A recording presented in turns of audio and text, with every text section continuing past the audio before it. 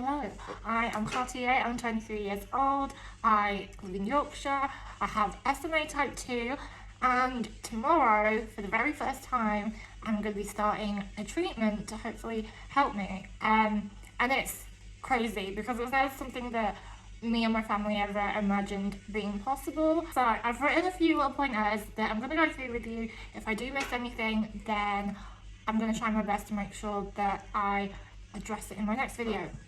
Okay, so bit of a disclaimer before I jump into this video. I'm going to apologise from the very beginning if this isn't very PC or if I seem a little bit insensitive.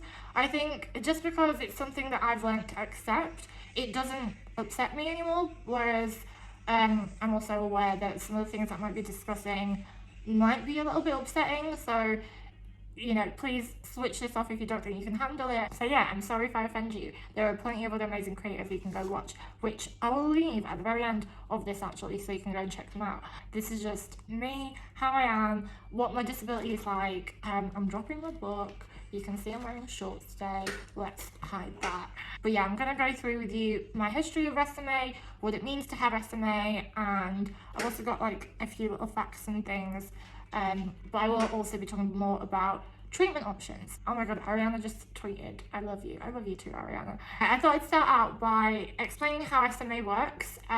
So I'm in no way a doctor or a consultant. I'm just giving you my first-hand experience of what it's like to live with. If you want to know more about the medical aspect of SMA, then go Google it, but I'm just here to tell you my story basically. So I'm going to try and explain to you the very best way that I understand SMA in. So we've all got spinal cords, and the job of the spinal cord is to send messages from your brain to your muscles to make your muscles move. And that's how everyone sort of, you know, does their day-to-day able-bodied shit, like walk around. And that's why I can't walk, because in SMA what happens is the messages that are being sent by my brain and being communicated via my nerve endings, my nerves aren't communicating with my muscles, and my muscles become very weak over time, that they actually end up just wasting away. So that's SMA. That's the best way I can describe it. It does affect absolutely everything in my life. So everything from what I eat, how I use my energy. I do struggle with fatigue. I struggle with a lot of pain issues. I've had so many surgeries on my spine, on my legs, on my stomach. Like, it's crazy. So I'm just going to give you a couple of facts about SMA. As I said, I'm in no way a professional, but I do think it's important that I put across the severity of the condition, because I don't think many people understand what it is. I think sometimes I can just come across as lazy, even though I'm not, and it is my disability. So, what is SMA? If I keep looking down, I'm sorry, I've got a notepad here. But yeah, as I say, SMA is degenerative. My muscles slowly die out and I get weaker and weaker. SMA is actually the #1 genetic killer in infancy. There are 4 types, so one being most severe. Most people with type 1, I don't believe, make it past their 2nd birthday. Whereas type 4, I believe it's not as severe, and it's something that's more...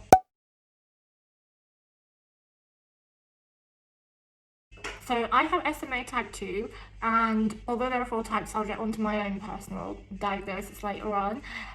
But it is something that is genetically inherited. 1 in 40 people actually carry the gene defect unknowingly. So to give you a bit of background on my personal journey, I was diagnosed at the age of 14 months, I believe my mum said, and she sort of realised that I was a very floppy baby. I think like early stages of SMA, people used to call it floppy baby syndrome, which I know is also like not very PC anymore, but that's what I was. I was a very floppy baby.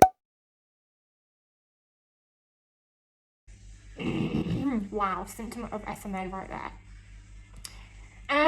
But yeah, I was a very floppy baby. My mum took me to the doctors, and I think I had like just a simple blood test to see what was wrong with me, and they were like, yeah, she's got SMA.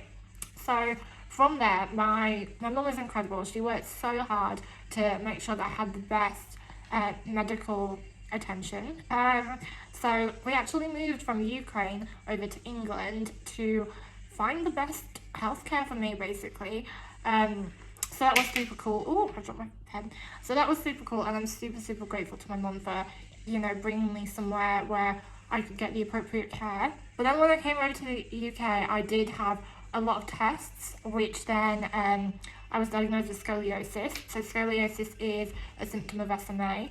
I have had 2 rods fitted in my back. I later went on to have about 12 different surgeries on my spine. So I've had rods fitted into my back to keep my back straight. When I was 16, I actually had my whole back fused into like one whole piece. So that's kind of cool, but it did affect a lot of my education. I never really went to school properly. I was home tutored for a very long time. And then it got to a point where I had really bad chest infections. I was permanently taken out of education. One time I think I went into hospital for like 2 months because my lungs had collapsed and I was on life support. So from then I sort of had a lot of issues with my breathing. I have had to use ventilators in the night to help me breathe when I'm asleep. I've had to use cough assist to help with choking. Sometimes I can't digest food properly. And then alongside that, I've also always been a wheelchair user. It was so much harder back in Ukraine because they are super behind on medical care. So I was actually pushed around in a pram when I was younger, which is quite funny. I feel like over the years, I have lost a lot of ability. I used to be able to like bum shuffle around the floor, so I could never actually walk. I've never taken a step in my life, although I did crawl a little bit, but I then lost the ability to do that. I guess I've gone off on a little tangent right now, but what I'm trying to say is SMA literally affects everything. So if you think about like writing and holding a pen, like I'm still able to do my makeup independently, but I know that one day I probably won't be able to. I'm hoping that won't be the case now that there is a treatment out there. So now I guess it's time for me to explain to you the treatments. Okay, so there are now 2 available forms of treatments for SMA. One of them, which is the first one that ever came out, I believe it's been around for like quite a few years now, like maybe the last 4 years now, so it's still fairly new, but it's something that I have been aware of. I do see a lot of stuff online. However, Spinraza is a drug that could only be given to me via a lumbar puncture, and it was a procedure that I would have needed to have every 2 weeks. And do you know what? Surprisingly, I'm terrified of needles. I know I'm like covered in tattoos and shit, but I'm so scared of needles. I hated the idea of having to drive down to hospital every 2 weeks and get stabbed. Last November, my neurologist was like, oh, hey, you're on the list for Spinraza now because, you're eligible to receive it. And I was like, sort of excited, sort of also really nervous because needles. And I got given a time frame of starting Spinraza in January of 2020, but of course the world had different plans. We all ended up being in lockdown, and so my Spinraza journey kind of got put on hold, I guess.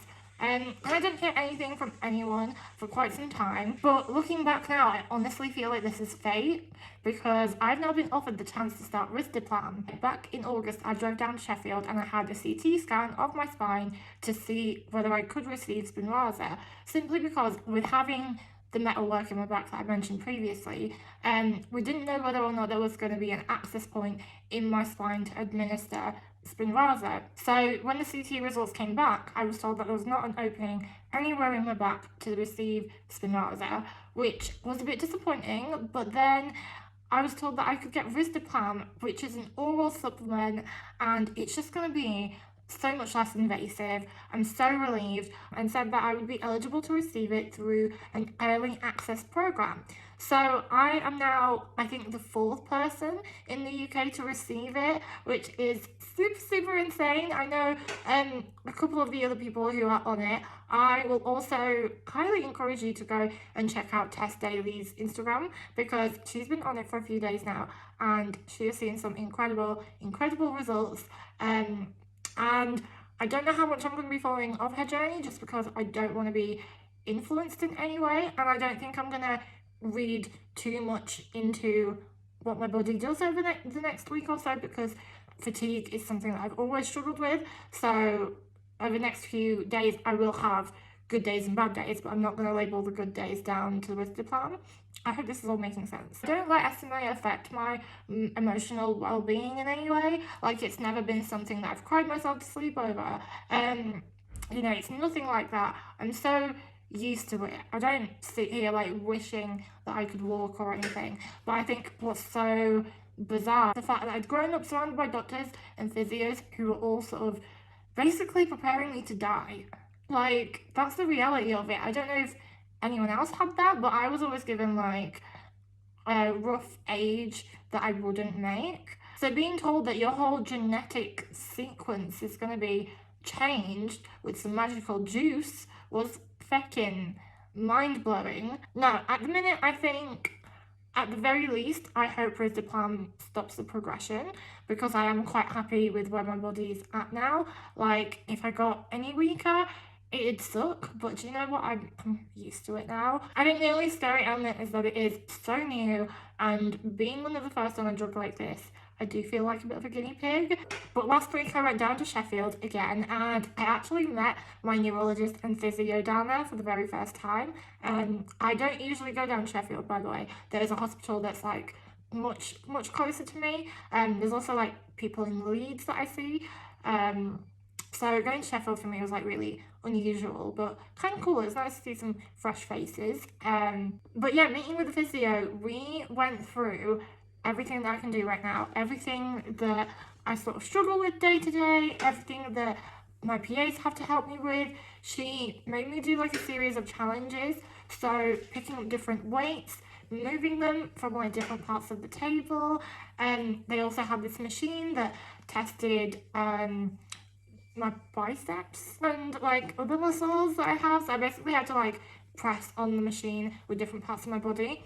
So that was super interesting. I also had a couple of blood tests whilst I was down in Sheffield, which was a nightmare because as an SMA, we don't have great veins. Like, there's nothing there. There are no veins anywhere, literally. So it took 3 different people and 3 different attempts to get any blood out of me, which was just so frustrating. Anyway, I don't want to ramble for much longer because I've already been on here for like 20 minutes. Medication is coming tomorrow, which seems like super soon to say that, you know, I only just saw my neurologist like last week. But technically I have been waiting since last year. But no, I'm super excited. I'm very nervous. But I'll video the arrival and maybe my first dose tomorrow, and take you along on the journey. So I'll keep on updating you with little Instagram videos like this, and sort of telling you what has happened, if I've seen any changes, if I've seen any improvements. If I haven't, then you might not hear from me that much. I personally at the minute don't have any expectations for the drug, just because it is super new. Being like the 4th person in the UK, I don't know how I'm going to react to it, what it's going to do, if it's even going to do anything. But I'll try to keep you updated the best that I can. I'm also going to keep a diary because my neurologist has asked me to do that. So yeah, I'll try and keep everyone as updated as I can.